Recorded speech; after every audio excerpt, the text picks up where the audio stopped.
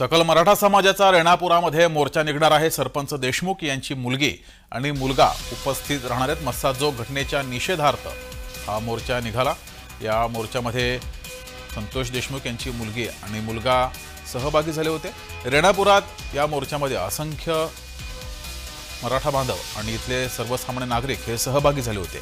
संतोष देशमुख यांच्या मारेकरांना कठोरात कठोर शिक्षा व्हावी या मागणीसाठी रेणापुरामध्ये या मोर्चाचं आयोजन केलं होतं। तर उद्या बीडमध्ये सुद्धा मोर्चा हा निघणार आहे।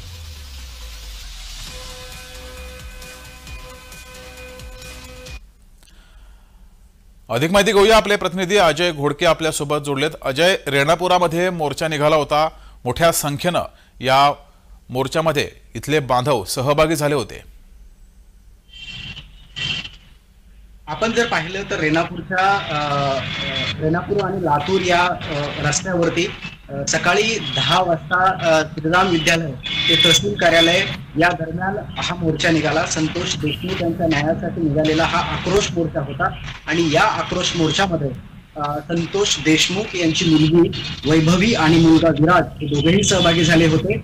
आणि आपल्याला हे सांगितलं पाहिजे की संतोष देशमुख यांची सासूरवाडी ही रेणापूर असल्यामुळं ही दोघंही आजोळी आली होती आणि एकंदरीत हे प्रकरण घडल्याच्या नंतर ही पहिल्यांदाच आजोळी आल्याच्या नंतर रेणापूरमध्ये एकंदरीत सकल मराठा समाज बांधवांनी जरी असं नियोजन केलेलं असलं तरी एकंदरीत सर्व पक्षीय आणि वेगवेगळ्या ह्याच्या स्तरातील लोक या ठिकाणी उपस्थित झालेली होती आणि एकंदरीत हा मोर्चा नंतर तहसील कार्यालयावरती धडकला आणि त्यानंतर या मोर्चाचं रूपांतर जाहीर सभेमध्ये झालं। या जाहीर सभेमध्ये सुद्धा संतोष देशमुख यांची कन्या वैभवी हिने उपस्थितांना संबोधित करताना या न्याय लढ्यामध्ये माझ्या सोबत आपण सर्वजण राहावं, माझ्या आजोळे आल्यामुळं मी आपल्या सर्वांना आव्हान करते आणि इथून पुढच्या लढ्यामध्ये न्यायाच्या लढ्यात आपण माझ्यासोबत राहावं असं आव्हान देखील त्यांनी त्या ठिकाणी केलेलं आहे।